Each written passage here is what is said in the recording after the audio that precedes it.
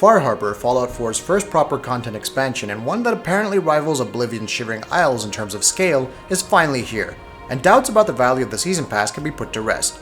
Honestly, value is as subjective as the price you're willing to put on it. In terms of storytelling and writing, Far Harbour is a stronger tale than the base game, even if the narrative tools powering it are skill checks mixed in with the odd exploration and questing. Again though, from our perspective, is Far Harbour worth your time? Should Fallout 4 fans return the game for it? Well, in a way, yes. Interestingly, you're on a quest to search for a missing woman, Kasumi Nakano, who suddenly up and traveled to Far Harbour to rendezvous with a colony of synths in a place called Acadia. Upon arriving in Far Harbour, you'll find plenty of trouble plaguing the island. The citizens of the dock town are busy fighting back the horrors of the mutated wildlife while also combating a radioactive fog that's slowly consuming everything. If that weren't enough, the children of Adam are on the prowl, praising the fog as the will of the atom and looking to convert all non-believers in the process. But wait, there's more. Traveling to Acadia puts you face to face with an old synth named Dima. What are his plans? How did the other factions factor into it all? More importantly, which side will you choose and what consequences will you bear? Many felt that Fallout 4 didn't really do consequences all that well, especially when it came to the ending. Far Harbour remedies that by quite a bit. The children of Adam and Far Harbour's folk are directly in contention with each other, but even Acadia has stakes in who could potentially win.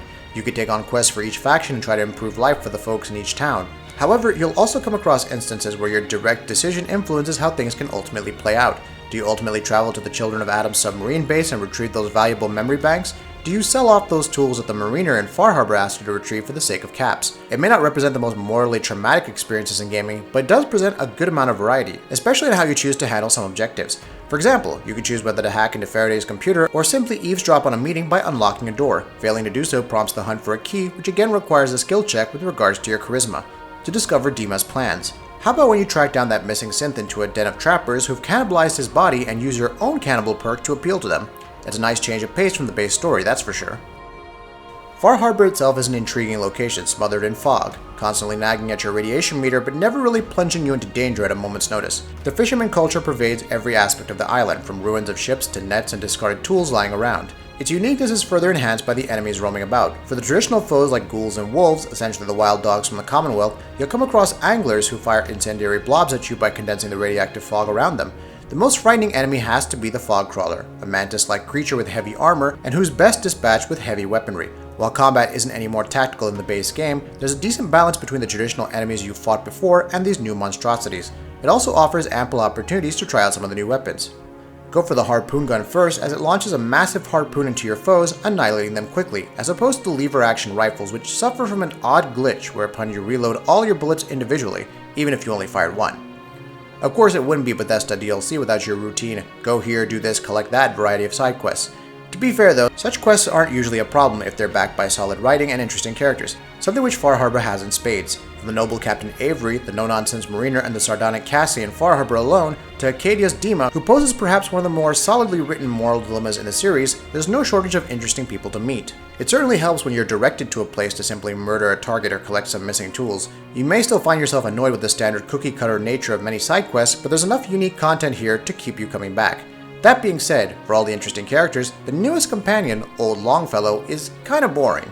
Maybe it's just the monotone speaking nature or the triteness of his personality, but suffice to say that you won't be using it for much more than learning about the island's history. Also, for the interesting mechanics that Bethesda does introduce into the game, there's one puzzle sequence that will doubtlessly annoy many a player. It's not game-breakingly stupid, but it really does make you ponder as to why it was included for both pacing concerns and other reasons. Far Harbour is a beautiful place and unique in its layout, but the fog itself may begin to wear on players after a while.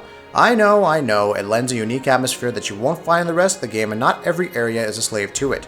Regardless, the fog's main appeal is to nag you with radiation throughout. The radiation itself isn't enough to overwhelm you, and honestly, I'm wondering what impact it could actually have in survival mode. For now, it simply feels like a means to add something special to the area, rather than having any real impact on gameplay aside from narrative purposes. Fallout 4 has needed something like Far Harbour for a long time. It's needed a fresh injection of fun content in a new area with new things to do.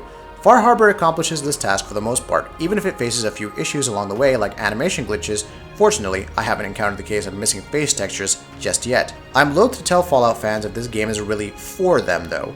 Will Far Harbour get you into Fallout 4 if you didn't enjoy the base game? Is it a true role-playing experience like Fallout 4 apparently wasn't with the freedom it offers?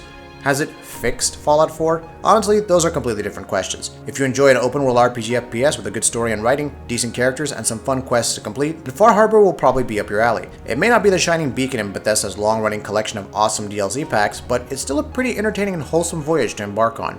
And that wraps it up. What are your thoughts about this? Let us know in the comments below. And if you enjoyed this video, please like and share it on Twitter and Facebook. And why not consider subscribing? We upload some really cool videos almost every day. Thank you for watching this video, and happy gaming!